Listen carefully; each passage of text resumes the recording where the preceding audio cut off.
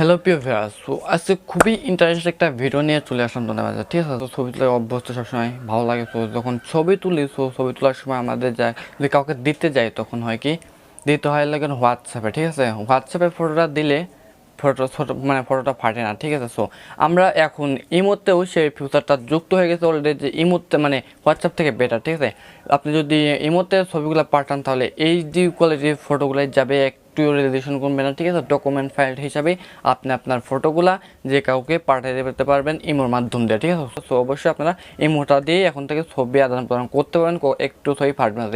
রেজলিউশনের ফটোটা থাকবে ঠিক সেই রেজলিউশনের ফটোগুলাই থেকে যাবে। ঠিক আছে, তো এত কথা বাদ দিলে আমরা প্রসেসে চলে যাই এবং প্রসেসটা তোমাদেরকে দেখায়। ঠিক আছে, তো ভিডিওতে যাওয়ার আগে প্রতিনিয়ত একটা কথা, যারা আমার চ্যানেল নতুন আছে চ্যানেলটি সাবস্ক্রাইব করে নেই, অবশ্যই চ্যানেলটি সাবস্ক্রাইব করবে এবং ফেসবুক পেজটি অবশ্যই ফলো দিবে। ঠিক আছে, কেননা এই ধরনের হেল্পফুল ভিডিও প্রতিনিয়তই আমাদের চ্যানেল এবং পেজে আপলোড দেওয়া হয়। ঠিক আছে,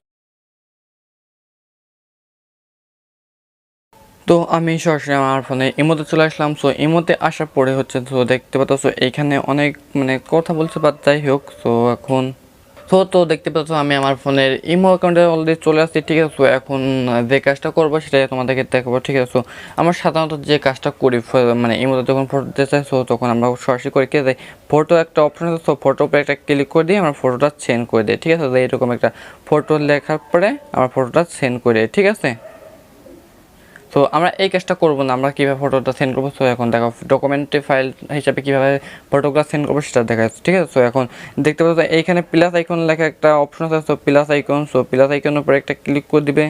তো ক্লিক করার পরে এখানে দেখতে পাচ্ছ যে ফাইল। ঠিক আছে, সো ফাইলের উপরে একটা ক্লিক করে দিবে। সো ফাইলের উপর ক্লিক করার পর তোমাদের যে ফিউচার, সো ফিউচারের মধ্যে অলরেডি প্রবেশ করে ফেলবে। ঠিক আছে, তো এখন আমি এখান থেকে ফোন স্টোরেজ, তো এটার উপরে একটা ক্লিক করবো। ক্লিক করার পরে আমার ফোনের যত ফাইল আছে, সো সবকটা ফাইলই দেখা শো করতেছে। ঠিক আছে, আমি এখান থেকে দেখো আমি আমার ভিডিও ফটো একটা সিলেক্ট করি। ঠিক আছে, নো ভিআরের উপর একটা ক্লিক করলাম। সো এখন দেখতে পাচ্ছ এখানে অনেকগুলা ভিডিও বা ফটো আছে। ঠিক আছে, তার জন্য এখন দেখো এইটা 6 রেজলিউশনে একটা এমবির ফটো। তো ঠিক আছে, আমি তো এটা এখন ক্লিক করে সেন্ড করবো। ঠিক আছে, দেখো সো এখন এটার পরে একটা ক্লিক করলাম।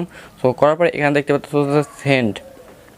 তো সেন্টের উপরে ক্লিক করার সাথে সাথে দেখতে পাবো আমার ফটোটা অলরেডি সেন্ড হয়ে যাচ্ছে। তো এই দেখো যে আমার ফটোটা অলরেডি সেন্ড হয়ে যাচ্ছে 6 রেজলিউশনের 6 এমবির ফটোটাই। ঠিক আছে, তো যেরকম এমবি থাকবে তো সেই রকম এমবি যাবে। ঠিক আছে, সেই রকম ডকুমেন্টারি ফাইল হিসাবে যাবে। তো আমি দেখো ফাইলটা ওপেন করি। ফাইল করার সাথে সাথে দেখো আমি এখান থেকে ওপেন করি। সো ওপেন করার সাথে সাথে দেখতে পারবে যে ফটোটা যেরকম ছিল সো সেই রকমই থাকবে। ঠিক আছে, একটু ফাটবে না, দেখো।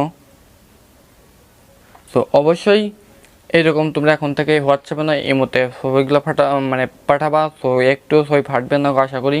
সো আজকে ভিডিওটা এই পর্যন্ত ছিল। যদি ভিডিওটা ভালো লাগে অবশ্যই চ্যানেলটি সাবস্ক্রাইব করবে এবং ফেসবুক পেজটি অবশ্যই ফলো দিতে ভুলবে না, কারণ এই ধরনের হেল্পফুল ভিডিও প্রতিনিয়ত আমাদের চ্যানেল এবং পেজে আপলোড দেওয়া হয়। ঠিক আছে, আজকের মতো বেরোচ্ছে, আল্লাহ হাফেজ।